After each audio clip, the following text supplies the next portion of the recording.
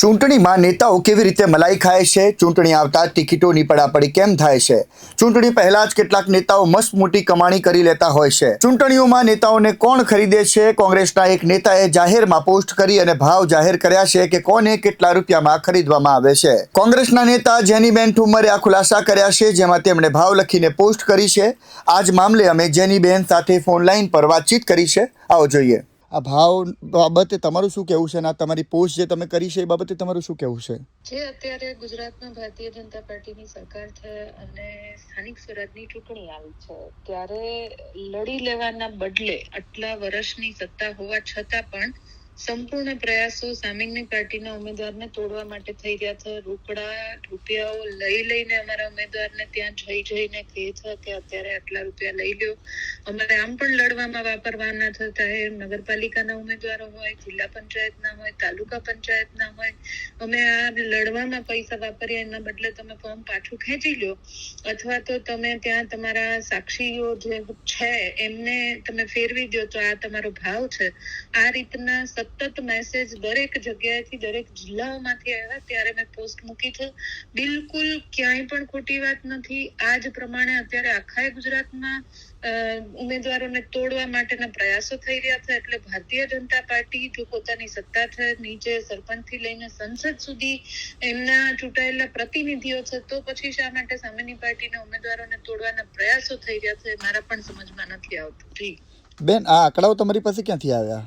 ભાવના આંકડાઓ જુદા જુદા જિલ્લાઓમાંથી ફોન આવ્યા કે ભાઈ ધારાસભ્ય આવ્યા હતા, 20 લાખ રૂપિયા લઈને આવ્યા હતા કે અત્યારે તું એટલું રાખ, તારા સાક્ષી અને તારા ટેકેદારો જો ફરી જાય તો પછી એના આ ભાવ છે. એવી જ રીતના તાલુકા પંચાયતના, નગરપાલિકાના ઉમેદવારો, અને હું એવું નથી કહેતી કે કોંગ્રેસ પક્ષના, પણ ભારતીય જનતા પાર્ટીના ઉમેદવાર ન હોય એના સિવાયના કોઈ પણ પક્ષના ઉમેદવારો સાથે સતત સંપર્ક કરીને આ પ્રકારની લાલચો અને બીજી પ્રકારના દબાણો, કે ક્યાંય કોકની ઉપર કેસ ચાલતા હોય, ક્યાંય પોતાને ક્યાંક ક્લિપમાં પેલામાં આવી ગયેલા હોય તો એના પ્રમાણે દબાવવામાં આવે.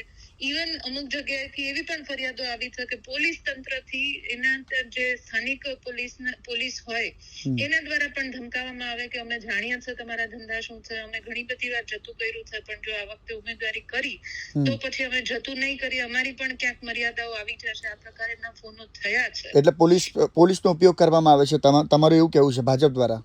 મારું કહેવું નથી. નીચે જે સ્થાનિક કક્ષાએ જે લોકો ભોગવી રહ્યા છે, જે જોઈ રહ્યા છે, એ બધાનું કેવું છે. અને આ કઈ મેં હવામાં વાત કે વિરોધ પક્ષના છીએ, કોઈ બીકમાં આવી ગયા છે, ક્યાંક કોઈ મગજમાં અસમંજસ આવી છે, એના લીધે નથી કેવું, ગ્રાઉન્ડ ઉપરની હકીકત વર્ણવી છે. તમે એવું પણ લખ્યું છે કે 30 વર્ષની સત્તા પછી પણ આવું કરવું પડે તો ધૂળ પડી તમારી સત્તામાં. કેમ નહીં લડી કેમ નથી શકતા? જો તમે વિકાસના કામો જ કર્યા છે તો પછી લડવામાં આટલો બધો પ્રોબ્લેમ શું થાય છે? તમને ખબર, આટલો બધો કોન્ફિડન્સ છે કે તમે જીતી શકો એવા છો, તમારી સત્તા છે, તમે બીજા બધા મુદ્દાઓ તમારી પાસે છે, તમે આટલો બધો વિકાસના કામો કરે એવું તમે કહો છો, તો પછી આવું શા માટે?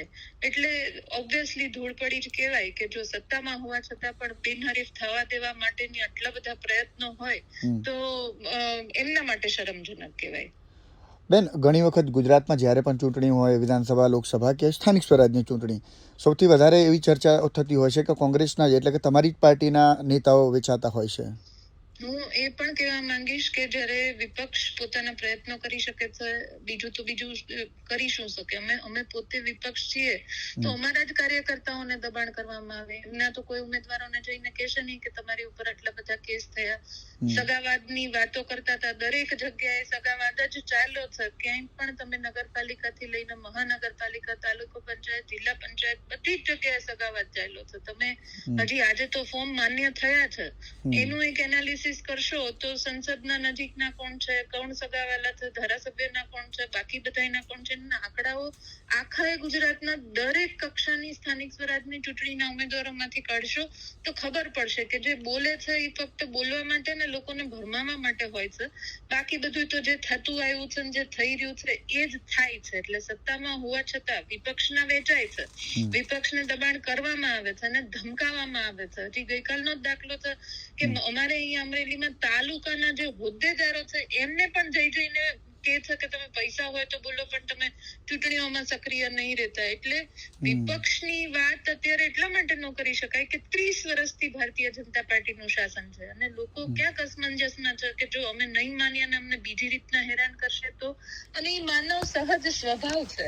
એટલે કોંગ્રેસ ભાજપની વાત કરતા જે ચૂંટણીઓની મર્યાદા હોય એ મર્યાદાઓનું ઉલ્લંઘન કરીને આવી ચૂંટણીઓમાં ભારતીય જનતા પાર્ટીએ પોતાની નિષ્ફળતા સાબિત કરવા માટે છડેચોક નીકળ્યા છે, હું ચોક્કસ કહી શકું. છેલ્લો સવાલ છે મારો, ટૂંકમાં જવાબ આપજો કે જનતાને તમે શું કહેવા માંગો છો કે એમના નેતાને ઓળખતા શીખવું પડશે કે કયા નેતા અમારી માટે કામ કરશે? કારણ કે ગદ્દાર નેતાને વોટ આપીને શું મતલબ છે કે વેચાઈ જાય? જો વેચાઈ જવાનો મતલબ એવો છે કે જે સત્તામાં જાય છે, કેટલું બધું બોલે છે છતાં પણ સત્તામાં જવું પડે છે. એ કયા કારણોથી જાય છે ને કારણો નથી, પણ જનતાએ જાગૃત થવું પડશે અને આ બધા સંજોગો જે પ્રમાણે સોશિયલ મીડિયામાં ને બધા પ્રચાર પ્રસાર ભરમાવા માટે હોય છે એમાંથી ક્યાંક વિચારીને બહાર આવવું પડશે ને એક વખત તો પરિણામ આખું બદલીને સત્તા પલટો કરીને સ્થાનિક સ્વરાજમાં સત્તા કે ઉપર ગુજરાતમાં સત્તા પલટો કરીને એકવાર તો સંદેશ આપવો પડશે કે ભારતમાં જે બંધારણ છે એ બંધારણને જીવંત રાખવા માટે વિપક્ષની પણ મહત્વની ભૂમિકા છે. જી બિલકુલ, તમારો આભાર અમારી સાથે જોડાવા બદલ.